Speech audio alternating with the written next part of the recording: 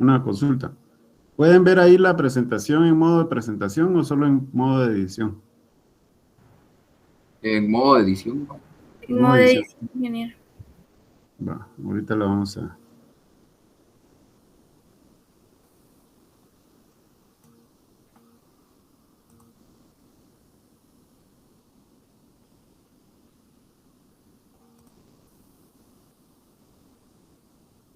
Ahí sí. Ahora sí. Bueno, entonces miren pues, vamos a hablar sobre el módulo de producción de hortalizas bajo condiciones protegidas y o controladas. Entonces, vamos a ver.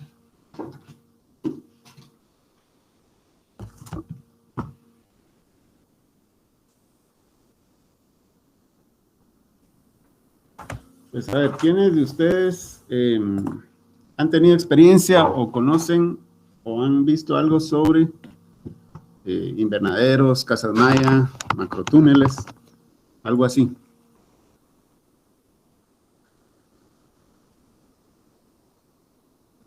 Solo en la escuela. ¿Perdón, quién?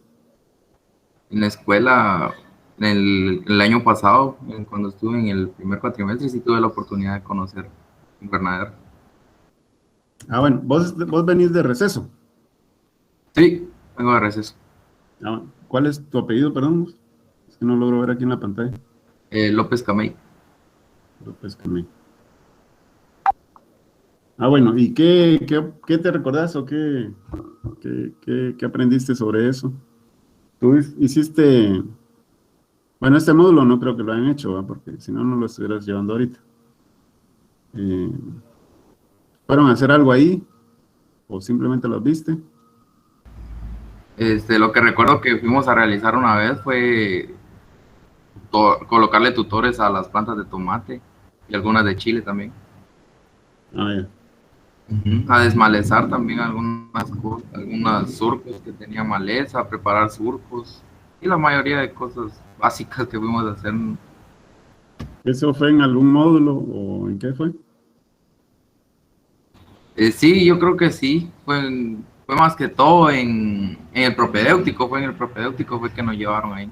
Sí, pues, en el propedéutico se pasan un par de días ahí. Bueno, entonces miren, pues, Yo fui al área de consulados. ¿a usted fue la... Ajá, ¿Cuál es su apellido? Guerrero Roldán. Guerrero. ¿Usted también viene de receso? Así es. Ok. Entonces sí fue al área de consulados. Justamente esta foto es del área de consulados, ¿verdad?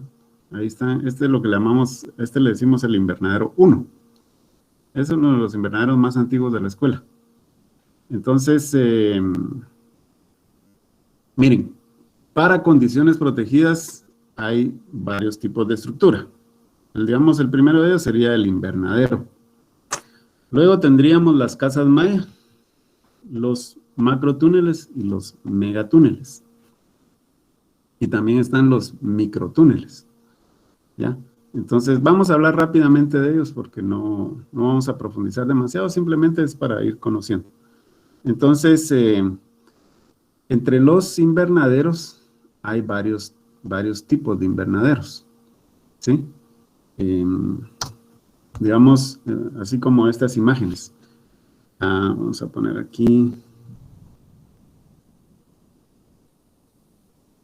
Por ejemplo, este invernadero que estoy aquí señalando con el cursor, le llamamos, más o menos se le dice que es de tipo gótico o capilla gótica, ¿verdad? Digamos, tienden a ser así puntudos aquí en el cenit.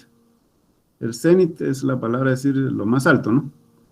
Entonces, en el cenit, digamos, tienen esta forma como de capilla o de iglesia, pero de tipo gótico. Si ustedes más o menos conocen algo de los estilos arquitectónicos de iglesias, pues sabrán que hay barrocas, hay góticas, clásicas, neoclásicas, etc. Pero la gótica es una iglesia que tiende a ser con muchas agujas o puntas, ¿verdad? Entonces, esta forma. Están los otros que le decimos tipo capilla nada más, ¿verdad? Es esto. A ustedes a estos se les pueden decir tipo gótico de invernaderos de capilla, que normalmente tienen sus ventilaciones así como estas, siempre la ventilación o la ventana cenital del cenit, ¿verdad? El cenit quiere decir, cuando decimos el sol está en el cenit, es como quien dice a las 12 del mediodía, está en lo más alto, ¿verdad?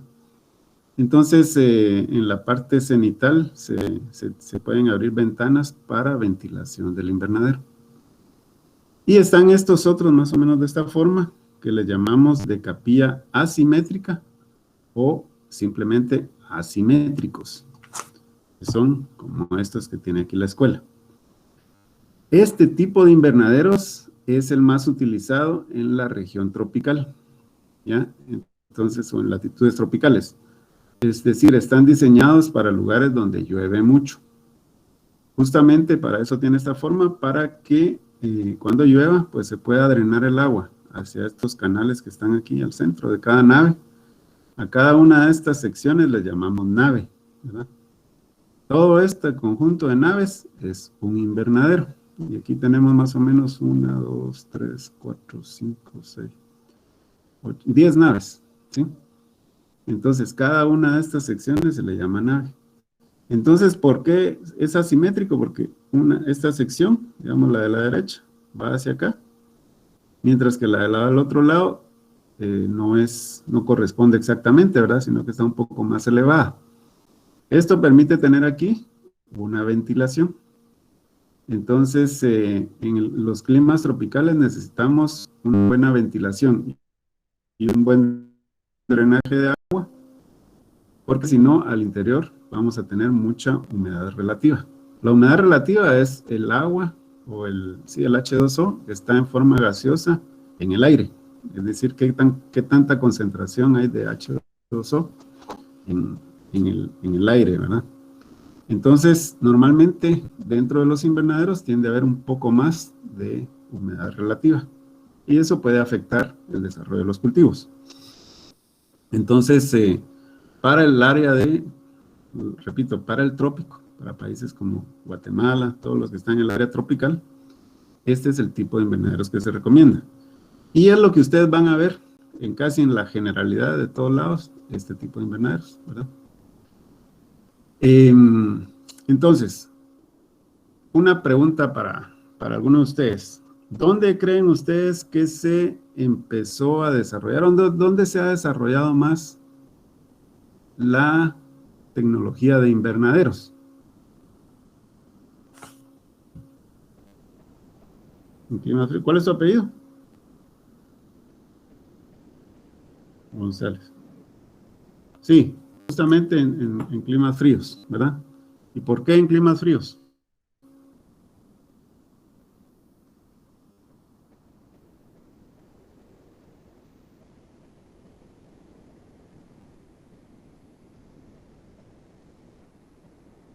Ajá.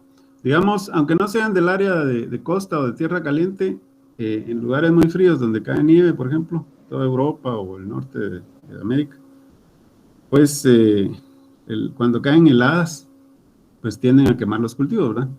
Entonces, justamente dentro de un invernadero, la temperatura se mantiene en forma un poco más alta, ¿verdad? Y de ahí viene aquella palabra del cambio climático, debido a que se liberan gases de efecto invernadero. Entonces, esos gases lo que provocan es que la radiación solar que entra a la Tierra no se pueda volver a escapar hacia el espacio, porque hay gases que impiden que ese calor vuelva a salir de la atmósfera, ¿verdad? Entonces, por eso es que se dice, bueno, cada vez el clima o la temperatura de la Tierra va a ir aumentando, o está aumentando, justamente porque tanto gas, CO2 y otros, metano, de efecto invernadero, provocan esa situación de aumento de temperatura. Entonces, justamente en países de Europa fue donde se empezaron a desarrollar los invernaderos. Al principio eran unas estructuras pequeñas con techo de vidrio. Salía más caro, ¿verdad? No se había desarrollado la industria del petróleo y de los plásticos. Entonces se hacían pequeñas estructuras y ahí se cultivaban o se tenían algunas plantas. Holanda es uno de los países que más ha desarrollado esto y es uno de los pioneros en nuevas técnicas y tecnologías para cultivar en condiciones protegidas. En Holanda, pues se han desarrollado diferentes metodologías, y es que ellos tenían una necesidad muy fuerte porque desarrollaron mucho de su comercio en base a las flores. Y luego tulipanes especialmente. Luego se fueron desarrollando en otros cultivos, siempre ornamentales, gerberas y otros, lirios, por ejemplo, pero también semillas de hortalizas. A tal punto que Holanda es un país más pequeño que Guatemala y sin embargo produce semillas para hortalizas para gran parte del mundo. Ellos se han especializado mucho en producir semillas, ¿verdad? Producen también los vegetales, pero el negocio más importante para ellos es producción de semillas. Una semilla, digamos un quintal, una libra de semillas, vale el triple o el quíntuple del grano comercial, por decirles algo. Un quintal de maíz, ¿cuánto podrá estar costando un quintal de maíz? Consideran ustedes. ¿O qué precios puede tener? Entre 90 a 95 quetzales. 90, 95. ¿Cuál es tu apellido? López Camín. López Camín. Ajá, digamos Ahorita está caro, está a 140, llega a 140. Exacto. ¿Quién Acosta? ¿Quién habló ahorita? Gómez Velasco. Gómez. Miren, pues sí, el precio del maíz fluctúa entre 90, 80 quetzales, a veces baja un montón, hasta 150, 160 por ahí, ¿verdad? Entonces sí tiende a subir el precio. Generalmente, ahorita ya empieza la cosecha, entonces ya se espera que empiece a bajar, ¿verdad? Ya no tarda en empezar la cosecha y puede que empiece a bajar el precio. Cuando está entrando el invierno y avanza el invierno es cuando más caro tiende a ponerse. Pero un quintal de semilla de maíz puede llegar a costar 300 quetzales, 350. Es decir, tiene mucho más valor. Entonces ellos se han especializado en eso, ¿ya? Y pues ellos sí tienen condiciones controladas. Nosotros en la escuela tenemos condiciones protegidas y no muy protegidas, que se diga. Tenemos varias deficiencias en esto. Por eso el módulo se llama producción de hortalizas bajo condiciones protegidas. En realidad, ahí no podemos controlar mayor cosa.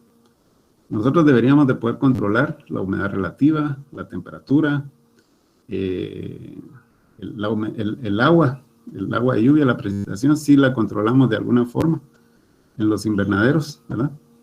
Pero no en todas las estructuras se puede controlar.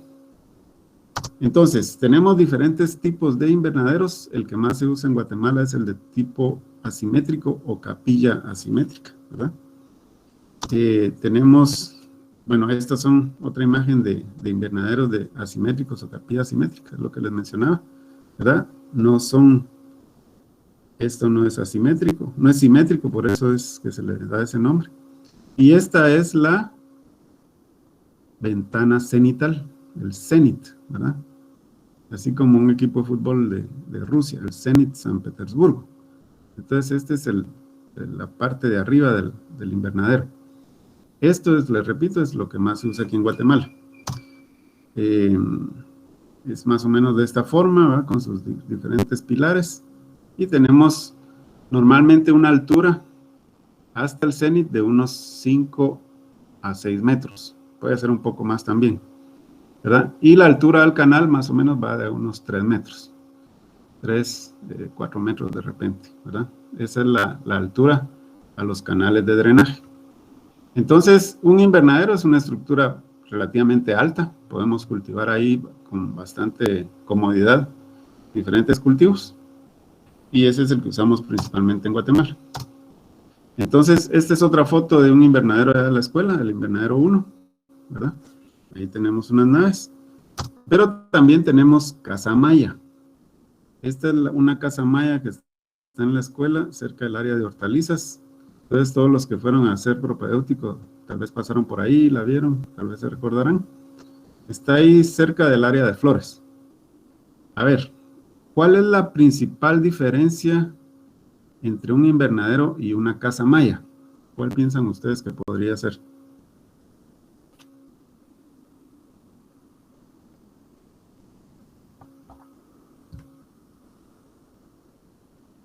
¿A quién se le ocurre algo? Que la casa maya en la parte superior es como plana o... ¿Ves? Plana y el invernadero está como algo ovalado, la parte de arriba. Ajá. ¿Cuál es tu apellido? González Iscot. González Iscot. Sí, esa es una. Y Otra también diferencia. la casa maya deja pasar un poco de agua entre los invernaderos, ¿no? Correcto. Entonces, miren, la principal diferencia entre la casa maya y un invernadero es que el techo de la casa maya es de tela maya, o es de esa misma maya, es del mismo material. Por lo tanto, ahí cuando llueve pasa toda el agua, ¿sí? Una gran cantidad de agua.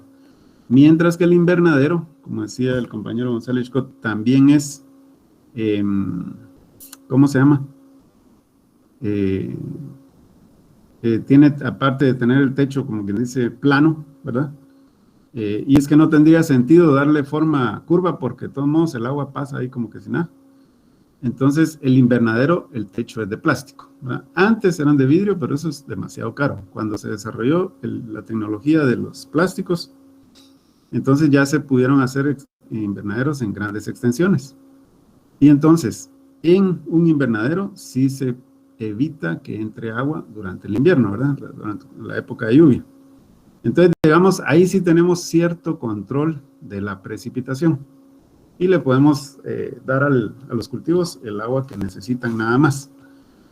Eso permite tener ciertas condiciones favorables para el cultivo y no tanto para ciertas enfermedades. Mientras que en una casa maya, lo único que evitamos es que entren insectos. De ahí, en invierno, perdón, entra todo lo que precipita, toda la lluvia, entra ahí. Entonces tenemos condiciones difíciles, ¿verdad? Entonces tenemos que tener más cuidado con eso. Entonces, las estructuras de condiciones o cultivar bajo condiciones protegidas quiere decir que estamos protegiendo de algo. Como decíamos anteriormente, en lugares muy fríos se protege principalmente del frío. Estas estructuras, invernaderos sobre todo, sirven para proteger del frío. Se usan o se tienen invernaderos, muchas extensiones en lugares desérticos, por ejemplo en Marruecos, el norte de África, ahí cerca del Sahara. Ahí hay extensiones grandes de invernaderos en el sur de España, que también es un lugar, una zona relativamente árida. Hay invernaderos, pero ahí no hace frío, en teoría, ¿verdad? Pero ¿por qué necesitan proteger del frío ahí? ¿Por qué piensan ustedes? Por el frío de la noche, si está cerca del desierto, por el frío de la noche, porque en el desierto las temperaturas por la noche caen hasta bajo de cero, creo. Exacto. Entonces, en esos lugares tienen extremos de temperatura en el día bien caliente y en la noche bien frío. Entonces ellos ahí cultivan con invernaderos, cultivan hortalizas, flores, etcétera. Y lo que hacen es que incendien durante el día, encienden ventiladores, ¿verdad? Para mantener una temperatura un poco más fresca. Y durante la noche, los invernaderos permiten que no se escape toda esa calor que se acumuló durante el día. Entonces las plantas ahí se mantienen en un ambiente bastante apropiado. En nuestro país, protegemos de la lluvia, o sea, las condiciones protegidas del invernadero, y también de insectos. La tecnología o la metodología de cultivar en condiciones protegidas se desarrolló en Guatemala hace relativamente poco, era unos 20 años para acá. Cuando yo estudiaba en la universidad, prácticamente no estudié nada de esto. Es decir, no se consideraba una práctica aquí en Guatemala. Pero fue una necesidad por cuestiones de insectos. Y el principal insecto que dio problema aquí en Guatemala fue mosca blanca, en tabaco, tomate y chiles pimientos. Tabaco nunca se cultivó bajo condiciones protegidas, ¿verdad? Pero tomate y chile de pimiento ya no se podía cultivar en campo abierto. Había que gastar demasiado en productos agroquímicos. Se tiraban unos grandes cócteles, unas bombas de agroquímicos que hasta provocaban que llevara mucho residuo tóxico la producción, ¿verdad? Entonces la gente estaba consumiendo productos químicos junto con el tomate. Entonces eso dio paso a la necesidad, la madre de todas las soluciones, dicen, ¿verdad? Entonces eso dio paso al desarrollo de esta tecnología. Actualmente mucha producción de tomate ya se produce bajo esta situación, y especialmente si va para exportación. Entonces, no solo se cultivan hortalizas, ¿va? Se cultivan también ornamentales, bajo condiciones protegidas. Pero en Guatemala, cuando hablamos de condiciones protegidas, estamos principalmente hablando de proteger de la lluvia y proteger de insectos, principalmente. Pero también protegemos de enfermedades y de pronto de malezas. Entonces, la diferencia principal es el techo entre invernaderos y casa maya. La casa maya nos protege de los insectos, de que entren insectos, pero no de la lluvia, ¿verdad? Entonces, en el verano es una gran opción. Sobre todo en verano es cuando más problemas tenemos de insectos, de mosca blanca y otros que transmiten virus. Y pues nos prestan una muy buena función las casas maya. También tenemos macro y megatúnel. Estos son unos megatúneles que están en la escuela. Esto los instaló una asociación que se llama FASAGUA, es la Federación de Asociaciones Agrícolas de Guatemala. Entonces, la diferencia entre una casa maya y un megatúnel es el tamaño, principalmente en altura. En una casa maya, la altura al cenit, digamos, del suelo al cenit, hasta el techo, digamos, es más o menos de unos 5 a 6 metros. Este tubo normalmente viene de 6 metros de largo, 1 metro va enterrado y nos quedan 5 metros de alto. Mientras que en un megatúnel, la altura es más o menos de 2,40 hasta 3 metros, por ahí máximo, ¿ya? Pero son bien amplios. Entonces, este es un megatúnel que está en la escuela. Entre paral y paral, digamos de aquí, hacia el paral que está aquí a la derecha, más o menos, hay 3 metros. El ancho normal es de 2,50 a 3 metros. Entonces, quiere decir que aquí, entre la pared y este otro paral, habrían otros 3 metros, 3, 6, 9, 12. Más o menos este megatúnel tiene un ancho, ¿verdad? O un frente de 12 metros. Y el largo, pues puede ser de 45, 50 o más metros, ¿verdad? Depende. Esos de la escuela más o menos tienen como 50 metros de profundidad o de largo. Y la altura es más o menos como la altura de un primer nivel de una casa. Entonces uno aquí se puede andar tranquilamente de pie, ¿verdad? Sin necesidad de agacharse. Puede meter maquinaria y tractorar aquí. Esta es una estructura relativamente permanente, ¿verdad? Igual que los invernaderos. Cuando yo llegué a trabajar a la escuela, hace 9 años, esta casa maya ya existía. Y ya tenía unas pequeñas reparaciones nada más. Entonces, si uno las cuida, pueden durar mucho tiempo. Igual los megatúneles, ¿verdad? Siempre y cuando estén hechos con esta tela plástica, ¿sí? Entonces, aquí podemos meter maquinaria, podemos arar la tierra, podemos arrastrarla, hacer, ¿cómo se llama? Surcos, ¿verdad? En forma mecanizada. Es decir, tenemos amplitud para trabajar, con cierto cuidado, por supuesto, ¿verdad? Pero entra toda la lluvia del invierno, entra, y ahí se va a mojar como que estuviera al aire libre. Tenemos también los macrotúneles.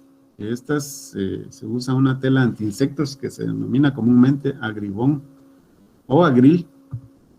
Entonces, los macrotúneles son más pequeños, ¿verdad?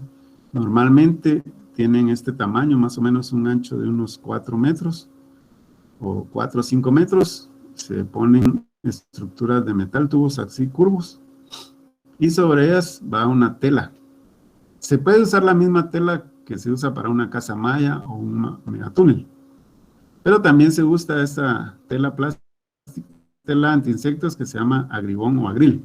Aquí en Guatemala tenemos la costumbre de usar como nombre genérico la primera marca que viene de algún producto. Entonces, las primeras marcas que llegaron aquí a Guatemala eran esta, Agribón. Esta es una marca realmente. Y Agril. Entonces la gente decía, bueno, le voy a poner Agribón, va, comprar el Agribón.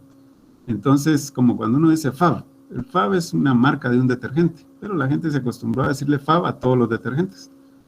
Entonces, igual pasa con esto. Entonces, ustedes van a escuchar en el campo, ¿va? El Agribón o el Agril, ¿va? Principalmente, aunque hay diferentes marcas, hay otras marcas ya, pero estas son las que más dominan. Entonces, este tipo de estructuras también nos protegen sobre todo de insectos, ¿verdad? Sobre todo, ahí es otra situación, no podemos controlar prácticamente nada más. Aquí pasa el agua también cuando llueve, y esta es una tela que no va a ser muy permanente, porque es relativamente débil, ¿verdad? Entonces se va a rasgar o romper con el paso del tiempo, o si uno lo pone mal. Este es una foto anterior, ya relativamente viejita la foto, de un proyecto empresarial que hicieron los jóvenes hace varios años. Ahí tenían chile, creo que ese era chile jalapeño, ya no me recuerdo bien. Entonces ellos hicieron sus macrotúneles, ¿verdad? Algunos hicieron aquí, iban a sembrar cebolla, aquí teníamos una parte de nuestros ¿cómo se llama? Proyectos empresariales, otros sembraron maíz dulce y otros tipos de proyectos. En otro año, los jóvenes no pusieron bien el Agribón, y si se dan cuenta, esta está como torcida, este tubo, ¿verdad? Los tensores que se pusieron aquí, pues no eran, aquí normalmente usamos ahora de esa manguera de riego que se recicla, ¿va? Se reutiliza, y ya ha funcionado bastante bien. Pero aquí estaba mal puesto y además sopló un aire muy fuerte. Entonces, si se dan cuenta, ya no se pudo proteger nada, se enmalezó, y este proyecto, ese primer ciclo, no salió bueno. Lo tuvieron que volver a hacer, ¿verdad? En el siguiente cuatrimestre. Entonces, aquí pues ya se perdió toda la protección que se le quería dar, ¿verdad? En varios macrotúneles. Entonces, esta tela normalmente nos da para 1, 2, 3, 4 ciclos máximo, ya, de un cultivo. Y un ciclo de un cultivo de estos más o menos está de 3 a 4 meses.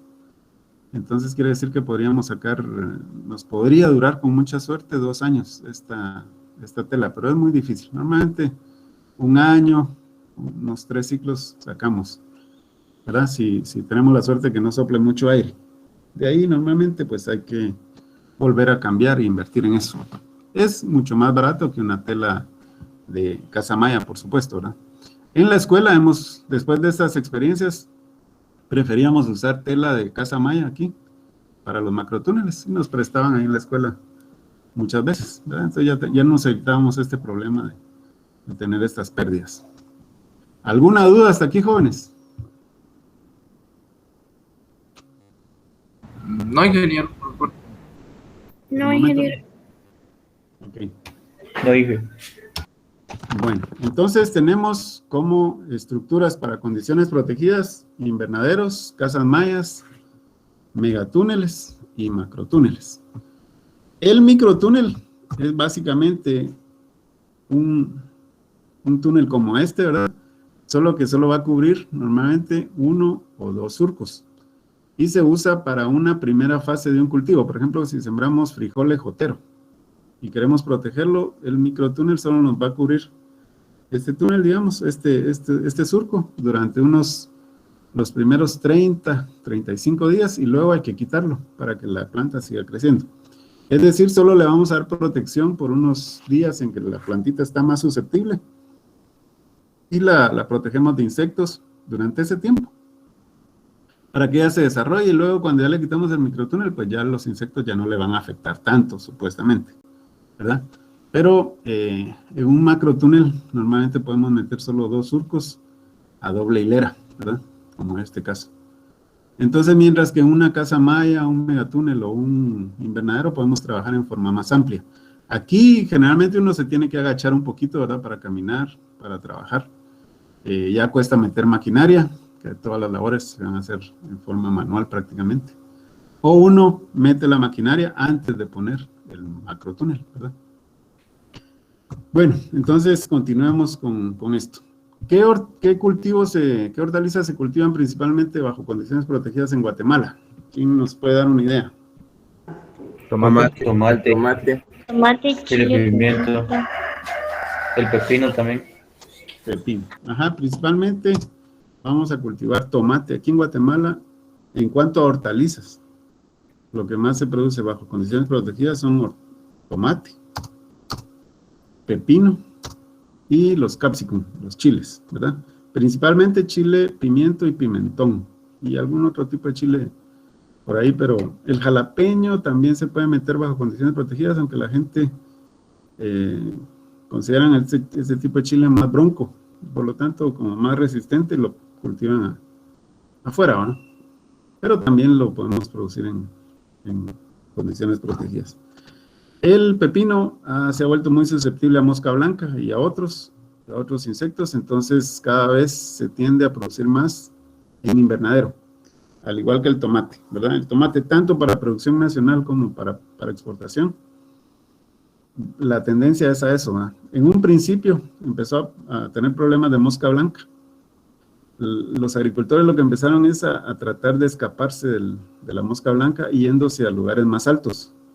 Entonces empezaron a subir de 900 metros sobre el nivel del mar, que se producía tomate en Jutiapa y en otros lados o menos. Y empezaron a subir a 1000 metros, 1500, 2000, más o menos, tratando de escaparse de la mosca blanca, ¿verdad? Pero los fue persiguiendo y la mosca se fue adaptando. Y pues ahora es endémica, ¿no? Es pandémica, está en todos lados. Entonces, fue necesario meterse a un invernadero para poder seguir cultivando sin gastar demasiado y sin contaminar tanto la producción. En cuestiones de ornamentales, pues hay muchos ornamentales que se producen aquí en Guatemala bajo condiciones protegidas, pascua, herberas, lirios, tulipanes, el leatherleaf, y entre otros. Pero en cuanto a hortalizas, y sobre esto es lo que vamos a hablar más que todo en el módulo, ¿verdad? Sobre pepino, tomate y chile. Bueno, condiciones básicas de los invernaderos. Los invernaderos, vamos a hablar sobre todo de invernaderos ahora. Hay algunas situaciones que tenemos que considerar. Primero, el acceso. Normalmente el acceso para un invernadero tiene una estructura más o menos de este tipo, una casita, ¿verdad? Que le llamamos así, o la entrada, que es de doble puerta, es decir, tiene una puerta exterior y una puerta interior, que es la que da directamente ya al invernadero.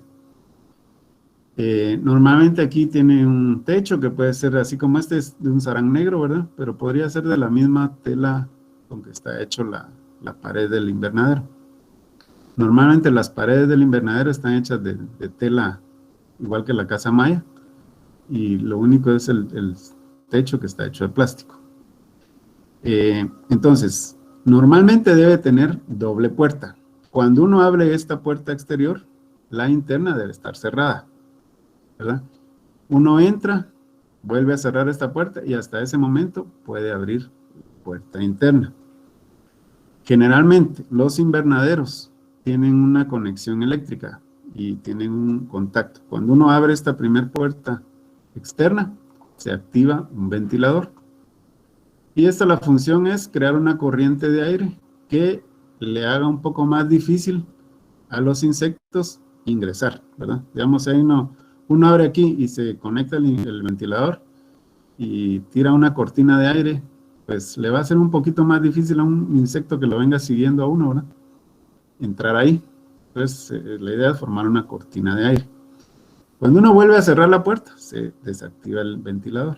Y entonces uno ya puede abrir esta puerta, entra, la vuelve a cerrar y ya puede trabajar adentro, ¿verdad? Cuando uno sale, igual, abre la puerta interna, la vuelve a cerrar y hasta que ya está cerrada, abre la puerta externa. Entonces, esa es una condición en los invernaderos. En una casa maya también se puede hacer una estructura de estas, ¿verdad? Incluso en un megatúnel. En un macrotúnel sí normalmente no existe esto, ¿verdad? Digamos, ahí simplemente uno entra por uno de los extremos del macrotúnel y pues ahí prácticamente lo único que está haciendo es proteger un poco de insectos, pero es mucho menos control, mucho menos protección. Entonces, la primera situación es esto, ¿verdad? El acceso debe hacerse de esa manera. Aquí idealmente, estas son fotos de la escuela, aquí idealmente debería estar pavimentado o cementado para no tener crecimiento de malezas que puedan ser hospederos de plagas y enfermedades, ¿verdad? Que aquí se puede hospedar algún insecto que esté a la espera de cuando uno abra, entrar, ¿verdad? Entrar cuando uno entra también. Entonces, cuando uno está metiendo material, etcétera, ¿verdad? Entonces, eso debería estar aquí más bien cementado, no entrar con mucho lodo también, ¿verdad? Entonces, el acceso a los invernaderos es una parte importante. La otra es el protocolo de bioseguridad. Entonces, normalmente en la entrada de un invernadero o una casa maya debe haber un pediluvio, es decir, un recipiente, un área donde uno pueda desinfectar su calzado. ¿Saben ustedes cuál es ¿cómo se llama? La solución que se usa para desinfectar? Normalmente es de agua con amonio cuaternario. Aluminio. Así es. ¿Quién participó ahorita? Lamas Pérez. ¿Perdón? Lamas Pérez. También oí a una chica. ¿Quién fue? Guerrero Roldán. Guerrero Roldán. Bueno, entonces, normalmente es amonio cuaternario. El amonio cuaternario se hizo muy popular ahora con el tiempo del COVID, porque es una solución, es una sustancia, es un elemento, una molécula muy efectiva para combatir virus, ¿verdad? Entonces, normalmente queremos, el principal problema de tomate ha sido el virus del moteado o el achaparramiento, transmitido por mosca blanca y otros insectos chupadores. Pero también tratamos de que la persona no entre con otros virus, ¿verdad? Y también con ese. Entonces, pasa por su calzado por una situación de estas para desinfectarlo, principalmente amonio cuaternario. También con amonio cuaternario se desinfecta las manos, ¿verdad? En la escuela está este pediluvio ahí en la entrada del invernadero, no está en uso ahorita. Ya este es un invernadero bastante antiguo. Normalmente ahora tienen un balde así como este, ahí mete uno las botas, ¿verdad? Y pasa con las botas y desinfectándolas. Pero originalmente aquí se mantenía con esa solución de amonio cuaternario. Ahí pasaba uno, entraba y pues ya pasaba desinfectando su calzado. En lugares donde la tecnología es más alta, pues uno entra, le piden que entre con un, ¿cómo se llama? Con un traje especial, ¿verdad? Para cubrirse la ropa también, y que en la ropa no esté uno transportando algún inóculo. Entonces, esto es importante, pasar desinfectándose, ¿verdad? Así como cuando uno entra a los corrales.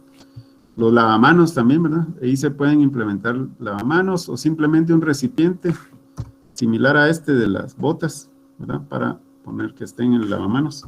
Aquí en la escuela, antes aquí, ponían también amonio cuaternario. Ahorita que no están llegando los alumnos, pero yo he visto que esto ha fallado bastante en la escuela. Digamos, no se tiene mucho cuidado con esto.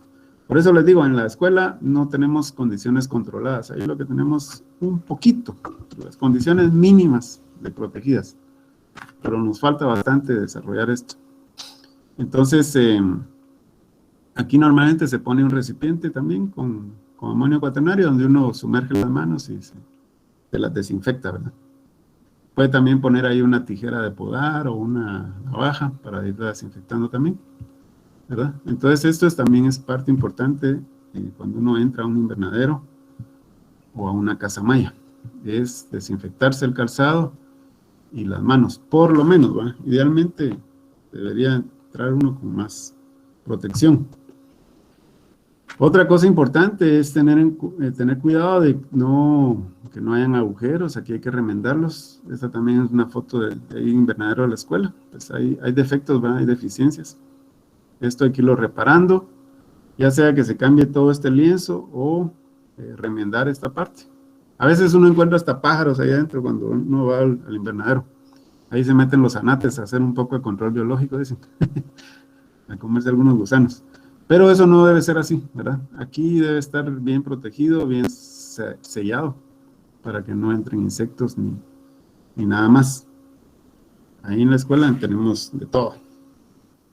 Entonces, eso hay que irlo cuidando, hay que ver que esté bien. Otra situación es que no debe haber relajo, no debe ser como que fuera un taller de todo está tirado por todos lados. Cuando llegan los estudiantes se les pide bastante que todas las cosas las dejen en su lugar. Estas son fotos recientes, miren jóvenes, de este año. Yo fui a hacer un recorrido ahí y tomé fotos para el módulo específicamente. Entonces sí, los trabajadores tienen que mejorar todo esto, ¿no? Y el encargado también. Esta es una casa maya, perdón, este es un megatúnel. Aunque está en la escuela, no está la escuela la que lo está administrando, pero se dan cuenta ya está dañado, hay que arreglarlo. Aquí no hay doble puerta, es una única puerta, ahí entra uno y ahí está todo, ¿verdad? Entonces, si se dan cuenta que hay maleza y hay muchos insectos, ¿verdad? Esperando que uno abra para entrarse, porque adentro está la comida, o podría haber comida para ellos. Entonces, condiciones controladas, condiciones protegidas, pero también tenemos que poner de nuestra parte, ¿verdad? Tener cuidado de no estar dejando todo regado por todos lados, basura o restos de pita, de rafia, que sirve para hacer el tutorado, etcétera. Tenemos que ir mejorando todo eso. La orientación. La orientación de un invernadero debe ser principalmente... A ver, alguien ahí tiene encendido su micrófono. Haga favor de apagarlo. La orientación debe ser paralela a la dirección predominante del viento. En este caso, en consulados o en la escuela, ¿no? El viento sopla de norte a sur. Si la foto lo hubiera tomado en otro ángulo, aquí tal vez podríamos ver el volcán de agua. Siempre el volcán de agua en Guatemala. Los volcanes nos hacen referencia al sur, ¿verdad? Entonces, y el viento sopla principalmente aquí, de norte hacia sur. Antes aquí, miren, había unos invernaderos. Era el invernadero 2 y 3. Estos invernaderos, a cada rato, el viento les rompía techo, el plástico. Hasta que se decidió cambiarlos y se pusieron orientados en esta forma. Esta es la forma en que deben estar. Uno debe ver hacia dónde corre el viento, principalmente, el viento más fuerte, y ponerlos en forma paralela, no en forma perpendicular como están estos. Aquí la ventaja de este invernadero 1 es que el aire aquí ya no soplaba tan fuerte. Por alguna situación extraña, esta parte la destruía cada rato, pero este no tanto, ¿verdad? Entonces solo se movió estos otros que estaban aquí y se pusieron en esta forma. Y se construyeron unos invernaderos nuevos también, que son más o menos, tendrán unos 4 años tal vez, 3, 4 años. Entonces, esta es la dirección. También se puede orientar dependiendo del sol, ¿verdad? Normalmente el sol sale de oriente a occidente. Entonces aquí va a tener iluminación la planta prácticamente todo el día, ¿verdad? Digamos, o todas las plantas van a recibir iluminación, buena iluminación a lo largo del día. Entonces eso también puede influir. Pero igual estos de aquí reciben buena iluminación también todo lo largo del día. Lo más importante es ver el viento. Cuando uno va a instalar o pedir que le instalen un invernadero, una casa maya, de preferencia que sea paralelo a la dirección del viento, ¿verdad? Ese es un cuidado que hay que tener. Al interior, en la escuela, por cuestiones de academia y por cuestiones de recursos, cometemos estos errores. Es decir, tenemos cultivos en diferente etapa fenológica. Idealmente, uno va a sembrar un invernadero, debe sembrar el mismo cultivo y de la misma edad todo, porque si no, este tomate de aquí, que ya está por terminar su ciclo de vida, está sirviendo de inóculo o de hospedero a malezas, a plagas y enfermedades que se van a transmitir a este otro tomate que está un poco más joven. Entonces, esos errores no hay que cometerlos cuando uno ya está en fase netamente de producción. Aquí, como les digo, como es parte de cuestiones de academia, limitaciones de recursos, pues se comete esto, pero no hay que hacerlo. No mezclar cultivos también, eso no hay que hacerlo. Es decir, en la escuela tenemos en un mismo invernadero tomate, cebolla, chile, pepino, etcétera. Hasta zanahorias meten ahí a veces y remolacha. Pero no es lo recomendable. Lo que uno tiene que hacer es sembrar de todo el invernadero de un cultivo, y si quiere sembrar otro cultivo, hace otro invernadero, etcétera, ¿verdad? Idealmente no debe estar mezclando. La necesidad pues, hace que la gente haga cosas así, pero no es lo ideal.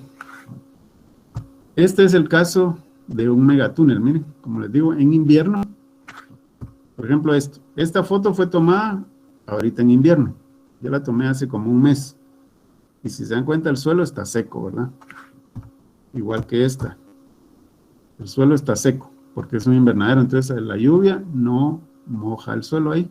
Simplemente le proporcionamos agua a los cultivos a través del sistema de riego. Pero en un megatúnel o una casa maya se produce esto. Aquí a la izquierda, en la esquina superior izquierda, vemos cultivo de tomate. Aquí a la par tenían otro cultivo, lo cosecharon, ya no se ocuparon de esta área y se llenó de maleza, ¿verdad? Entonces esto, como el agua de lluvia pasa directamente ahí, pues vamos a tener ese problema en invierno siempre, ¿verdad? Tenemos que estar controlando esto. Esto no es una buena práctica, por supuesto, ¿verdad? Tener cultivo y a la par este montón de monte. Aquí solo tenemos un criadero de insectos y de hongos que se van a transmitir para acá. Igual este megatúnel, ahí se terminó la cosecha y se dan cuenta, aquí quedó, este era pepino, ¿no? Quedaron ahí el rastrojo del pepino y pues la maleza se ha estado creciendo ahí porque entra suficiente agua. Entonces esta es la diferencia entre megatúnel e invernadero principal, ¿verdad? No podemos controlar el agua aquí en una casa maya o un megatúnel. Bueno, entonces miren, esto es lo que les quería yo platicar con respecto a los invernaderos, como cuestiones generales, ¿verdad? Como una introducción sobre esta situación. ¿Alguna duda? ¿O algún comentario? Ingeniero, una duda, ¿aproximadamente cuánto llegaría a costar la instalación de un invernadero? Es bastante caro, puede ser de millón, depende del área que uno vaya a ¿cómo se llama? A cubrir. Digamos, el invernadero 1.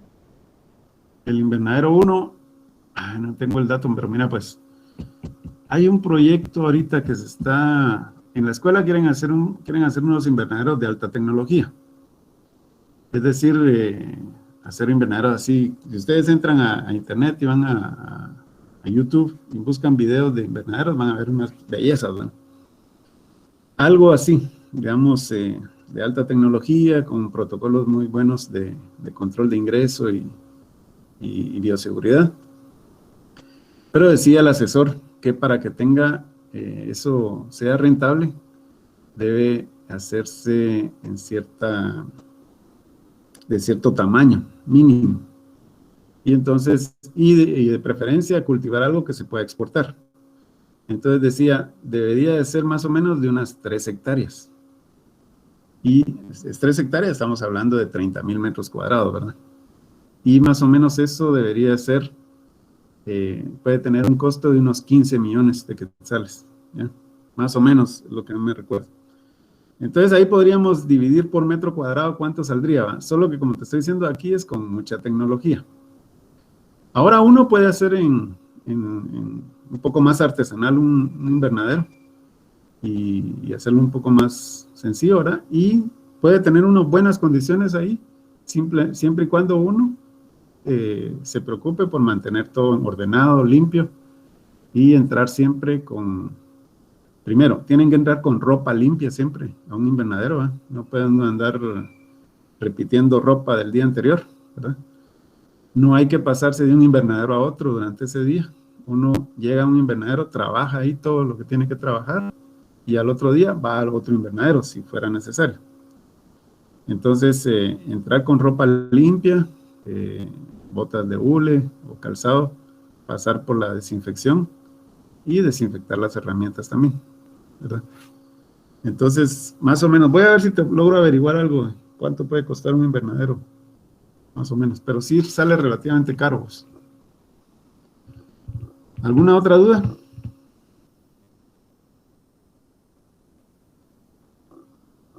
¿No? Bueno. Entonces, miren, pues, a esta va a ser la primera tarea. Les voy a dar una explicación y luego les voy a poner el formato en Excel en el cual van a entregar la tarea. Entonces vamos a hablar un poco sobre herbicidas y ustedes van a investigar un poco sobre herbicidas. Los herbicidas pues son productos químicos, podrían haber algunos productos naturales, pero normalmente son químicos, ¿verdad? Es una parte del control de las malezas en los cultivos, malezas o plantas voluntarias. Hay diferentes moléculas, entonces sobre eso va a ser la investigación. Por ejemplo, los herbicidas se pueden clasificar como herbicidas de contacto o quemantes. ¿Alguien me puede dar un ejemplo de un herbicida de contacto o quemante? ¿Algún herbicida que conozcan?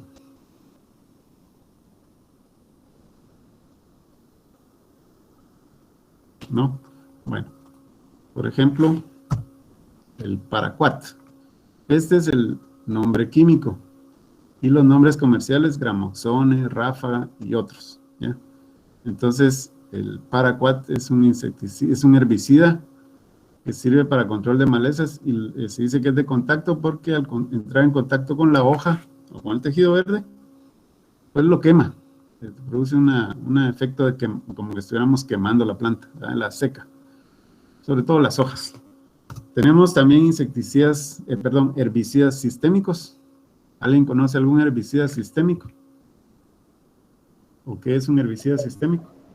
El Gesaprin. El Gesaprin, ajá, ese es un ejemplo de sistémico. ¿En qué lo usas? ¿Cuál es tu nombre o apellido? González Scott. Bueno, yo he visto que lo aplican en el cultivo de maíz. En el cultivo de maíz, justamente. Uno sistémico es, que les puse aquí ejemplo, es el glifosato. El nombre comercial es Roundup, Pantec y otros. El glifosato, para que un producto sea considerado sistémico, quiere decir que la planta lo absorbe y lo trasloca, ya sea a través de las raíces o de las hojas, y lo trasloca hacia diferentes partes de la planta, ¿verdad? Hacia tallos, raíces, etc. Este herbicida glifosato, la planta lo absorbe por la hoja y lo trasloca hacia la raíz. Este producto sirve para control de malezas que están bien arraigadas en un área, y la ventaja es que las mata hasta la raíz, mientras que el paraquat solo defolia o solo quema la hoja, pero las nuevas yemas y brotes, como la raíz queda intacta, vuelven a salir, ¿verdad? Pero se puede usar y sirve, se ha usado bastante. Gesaprin también es un insecticida sistémico, ¿verdad? Y también están los selectivos. Los selectivos, por ejemplo, el picloram. El Tordón es la marca comercial y hay otras marcas, pero esta es la más conocida, Tordón, y fue la original también. El Tordón tiene una cualidad, además de ser selectivo, es sistémico, pero controla sobre todo malezas de hoja ancha y no afecta las gramíneas, igual que el Gesaprin. El Gesaprin afecta hoja ancha, pero no, ¿cómo se llama? Las gramíneas. Entonces, por eso se usa en maíz, para controlar otras malezas. El problema del Gesaprin es que es residual en el suelo, y cuando uno lo aplica muchas veces evita que después, si uno quiere sembrar frijol ahí, ya no nace bien, ¿verdad? O no nace. Mientras que el picloram, el Tordón, no tiene ese efecto. Pero ese es un producto más caro. Generalmente se usa en potreros, el Tordón.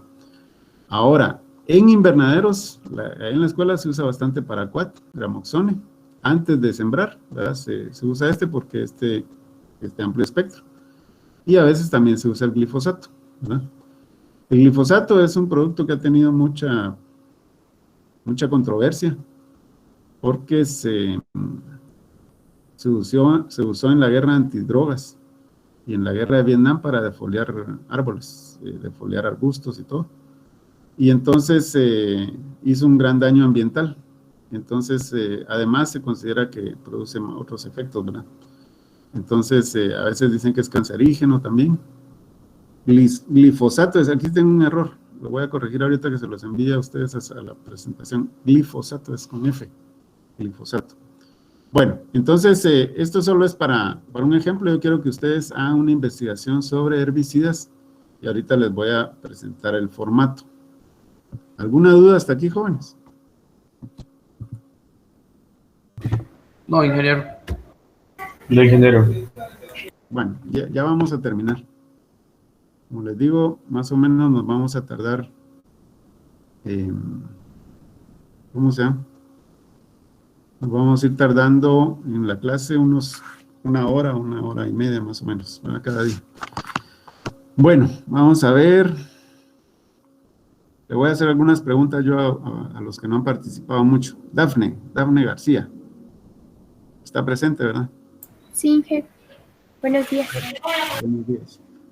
Creo que no ha participado, pues de repente sí, pero no la anoté. Digamos, para control de plagas, enfermedades, ¿qué cree usted que es lo más importante para cultivar en condiciones protegidas?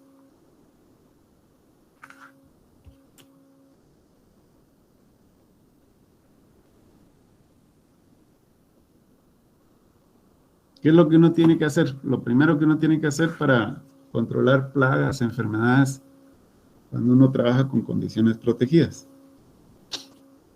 ya sea invernadero. Lo primero sería desarrollar una tierra sana. Ok. Francisco Lima, ¿qué nos puede decir?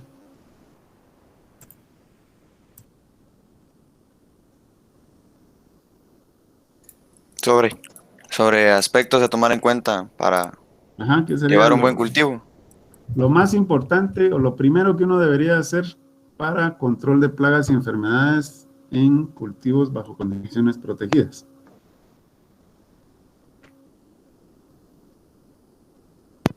El uso de insecticidas, pienso yo. O también el control del invernadero, así como usted nos estaba comentando, que no tenga ningún agujero en el que puedan entrar plagas o algo. Diego Leonardo, ¿qué opina de eso?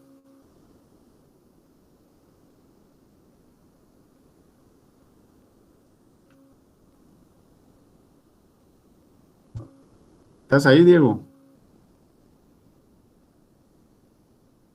¿O tenés problema de micrófono? Si no... sí, aquí está. A ver, contanos, aunque sea por el chat. Si no, Vivian García, ¿qué nos dice? Su control, ingeniero, en la sanidad.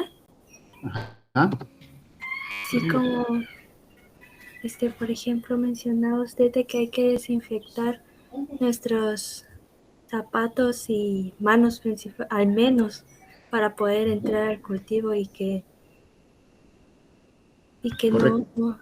no hayan daños. Que no hayan daños, muy bien.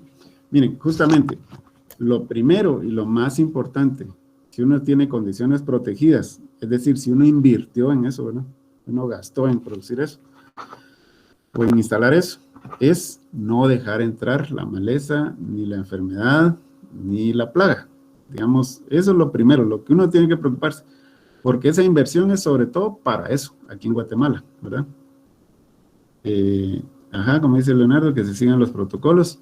Entonces, lo primero uno tiene que preocuparse de hacer eso bien. Si uno invirtió en eso, y si uno hace eso de evitar que entre la maleza, ¿cómo evitamos que entre la maleza? Limpiando los aperos de labranza, limpiando los discos del arado, de la rastra, tratando de no entrar con lodo en las botas, porque ahí pueden ir semillas de maleza, ¿verdad? Usar semilla certificada, entrar con ropa limpia, lo que les decía yo, desinfectarse las manos, el calzado también, no entrarse, trasladarse de un lugar a otro, de un invernadero a otro, durante el mismo día. Entonces, ahí uno está evitando que entre el hongo, o los hongos o las bacterias. Uno pasa desinfectándose. Y si se mantienen bien cerradas, sin hoyos o sin rasgaduras, las paredes y los techos, y se usa bien las puertas, ¿verdad? Cerrar y abrir las puertas cuando se deben abrir y cerrar, la externa y la interna, pues uno está evitando que entre la mayor cantidad de inóculo, o sea, de insectos o de esporas de hongos o de virus. Y eso es lo primero que uno debe hacer, ¿verdad? De ahí viene, porque siempre hay escapes, nada es perfecto, viene el usar herbicidas, insecticidas, fungicidas, etc. Entonces uno tiene que, ¿cómo se llama? Usar otros métodos alternos o integrados para controlar plagas, enfermedades y malezas. Entonces, pero lo primero es no dejarla entrar. En la escuela tenemos el principal problema de malezas es el que le llamamos coyolío. El nombre científico es Cyperus rotundus. Y también la flor amarilla diría el uruguayo, ¿verdad? Nosotros decimos amarilla. Entonces, esa maleza es lo que más nos perjudica ahí. Pero el principal problema es coyolío, que nos cuesta más controlarlo. Ahorita se está haciendo unas prácticas para ver si se logra disminuir esa población.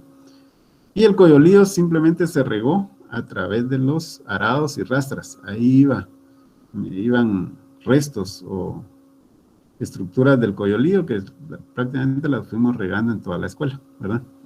O la fueron regando hace mucho tiempo y se tiene ahora por todos lados ese problema. Entonces, en invernaderos, esa es lo principal, tratar de no dejar entrar lo malo, ¿verdad? Por eso lo estamos protegiendo. Entonces, pero muchas veces es cuestión de hábito. Ustedes llegan a trabajar a un lugar donde sea con invernaderos, pues preocúpense siempre de seguir las indicaciones. Y si ustedes llegan a ser los jefes ahí, pues decirle claramente a los trabajadores qué medidas tienen que cumplir, ¿verdad? Para que las cosas funcionen bien. Entonces, bueno, ahora quiero que me vayan diciendo quiénes van a estar integrando los grupos. Vamos a ponerles grupo A, B, C y D. Entonces me empiezan ustedes a decir quiénes estarían en el grupo. O díganme a alguien, mire, mi grupo somos fulano, fulano, yo le voy a asignar aquí la literal. Ingeniero. A ver, cuénteme. En mi grupo va a estar Vivian Abigail. Permítame, la voy a buscar aquí. Vivian, ahí Vivian Marisabel. Vivian Abigail, sí. Entonces, ustedes van a hacer el grupo A. ¿Quién más? Luis Esaú Gómez Velasco. Gómez Velasco. ¿Otro? Jorge Roche. González y Scott. González y Scott. Dígame los apellidos primero. Ajá. Jorge Roche. ¿Quién más? González Vázquez. Gómez Vázquez. González Vázquez. González Vázquez. Fernando Daniel. Ajá. Y ahí van 4, uno más. Y yo, la quinta. Usted, Marisabel Girón. Vivian Marisabel. Inge, diga, Kender.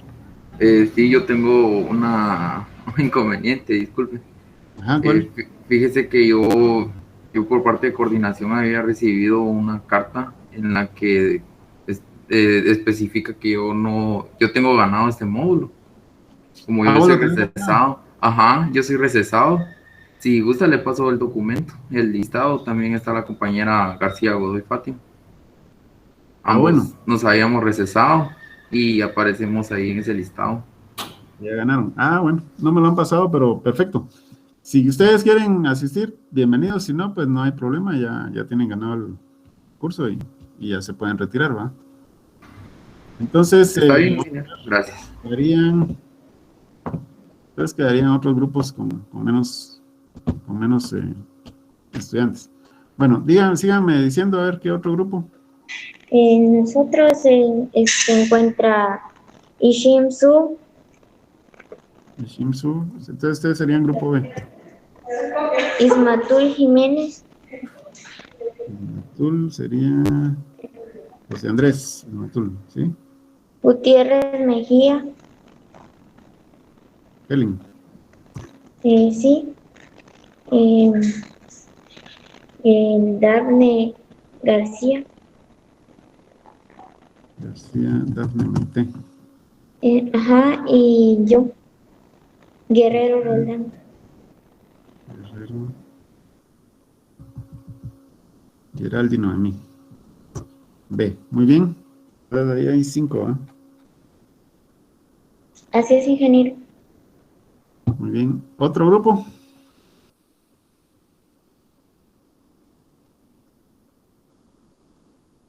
Ingeniero, nosotros tenemos un grupo, pero es de 4 integrantes, no sé si está bien. Está bien. Entonces, La primera sería Girón Recinos. Girón Recinos, María Alejandra. Así es. Ustedes son el grupo C. También está Lamas Pérez. Lamas Pérez, Pablo. ¿Otro? Leonardo Samayoa y Lima Interiano. Lima Interiano. ¿De dónde sos, Lima? De Izabal. ¿De Izabal, de Puerto Barrios o de Morales? No, Río Dulce. Ah, Río Dulce. Muy bien. Y finalmente el otro grupo. Ahí ustedes son de 4, ¿ah? El otro grupo creo que también sería 4. Fátima decía que ya ganó, ¿verdad? García Godoy Fátima. Sí, ingeniero. Va. Y Kender Camey. López Camey. Bueno, entonces el grupo D prácticamente serían Luis Felipe López Atz, Oscar Josué López Carreto, Byron Roberto López González y Jaime Estuardo Gaitán. Bueno, entonces tenemos 2 grupos de 5 y 2 de 4. No se preocupen los grupos de 4 porque entonces serían menos temas. De todos modos las tareas son relativamente sencillas. Entonces las vamos a ir desarrollando.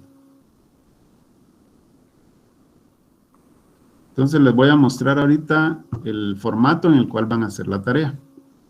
Esta tarea es para entregarla dentro de 8 días. La pueden trabajar hoy. Toda la información la pueden encontrar en internet. Les recomiendo que entren, por ejemplo, a la página de Disagro. O entren a la página de Duwest. Son empresas que distribuyen aquí agroquímicos. O la página de Bayer, ¿verdad?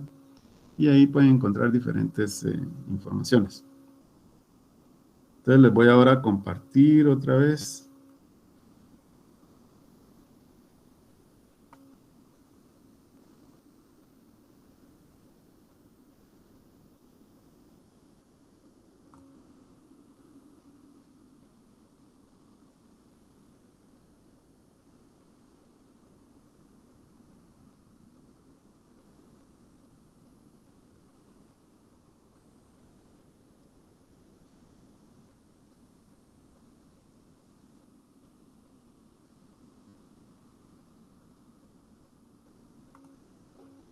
Espérense, no funciona esto aquí ahorita.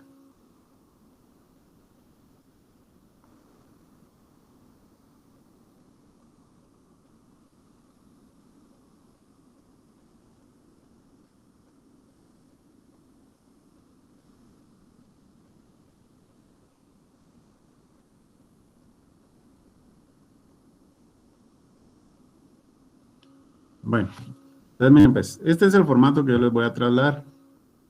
Entonces van a investigar estos 5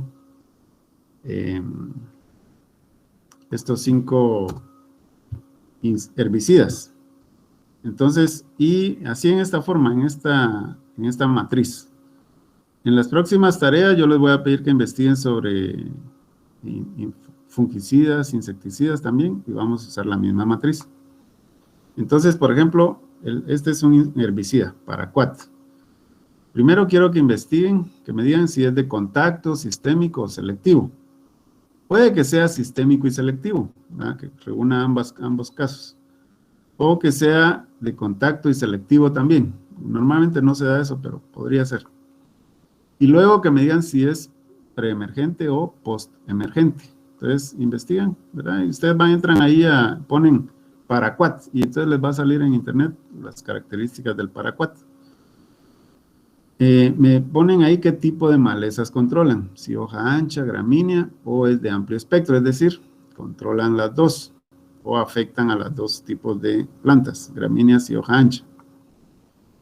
Me buscan 3 nombres comerciales. De repente solo van a encontrar 1 o 2, tal vez no hay muchos, ¿verdad? Pero tal vez sí encuentran por lo menos 3.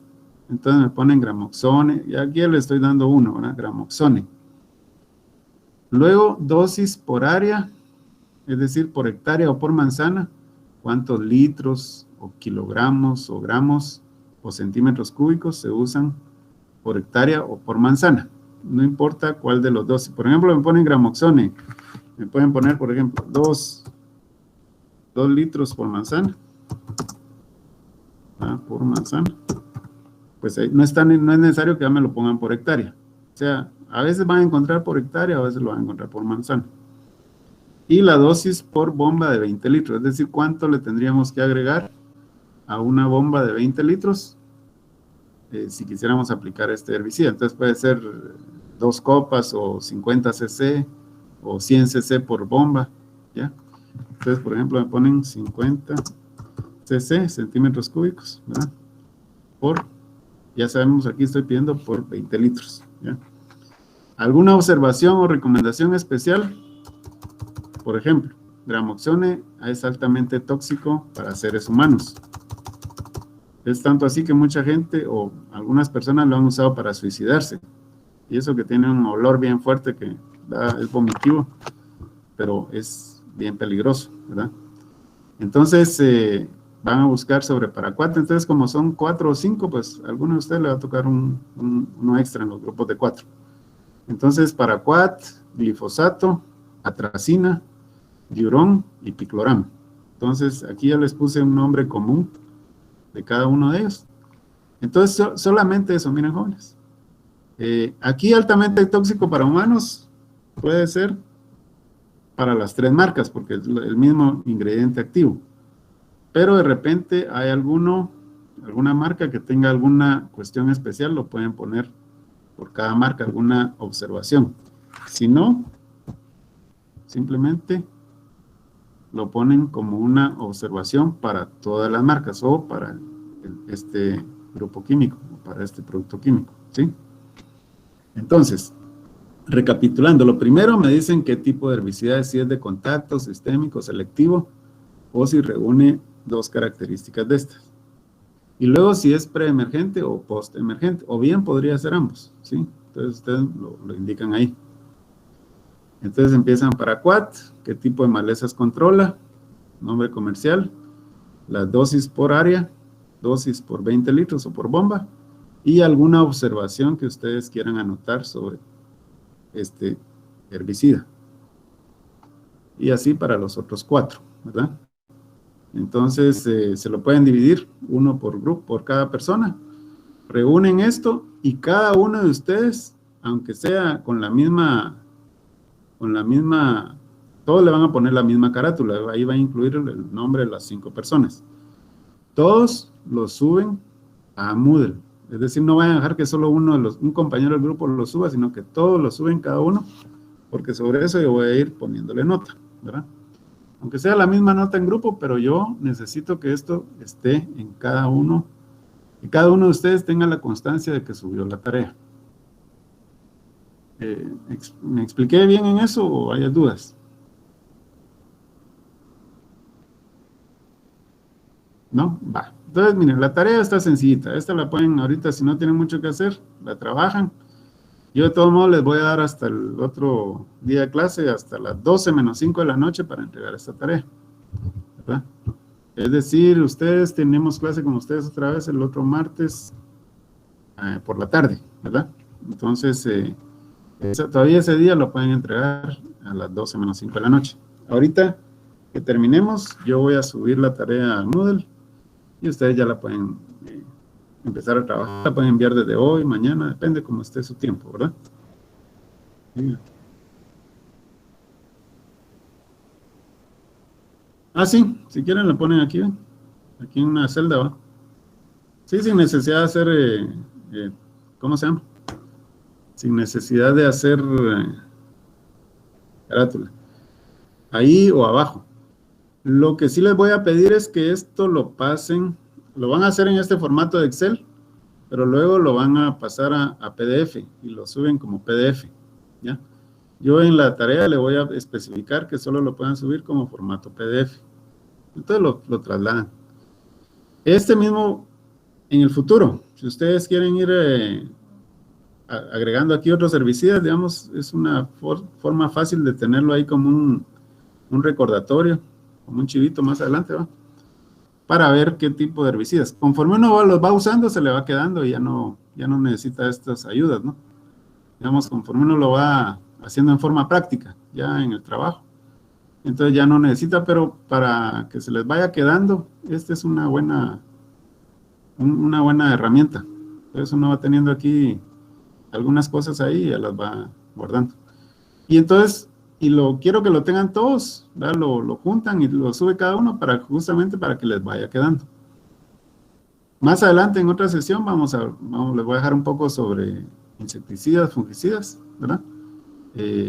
Hay muchos más herbicidas, estos solo son 5 nada más, pero hay muchos más, ¿verdad? Pero es solo como una primera aproximación. La verdad es que en la escuela no hay un curso que hable sobre herbicidas. Sí les hablan sobre insecticidas y fungicidas en el curso de entomología y de fitopatología, pero no hay ni uno que hable sobre herbicidas. Yo no sé por qué nunca dejaron esto. Entonces todo esto se trabaja en los módulos, ¿verdad? Bueno, entonces esta sería la tarea, así simple. Ustedes lo van llenando y ya me mandan, en cuanto lo tengan lleno, lo suben y en el transcurso de la siguiente semana yo se los califico, ¿verdad? Esta tiene un valor de 15 puntos. Las próximas van a tener un valor de 25, 15 del documento que entregan y 10 de la exposición, ¿ya? Cuando ustedes van a exponer un poco sobre el trabajo, que yo les voy a explicar más adelante. ¿Alguna duda?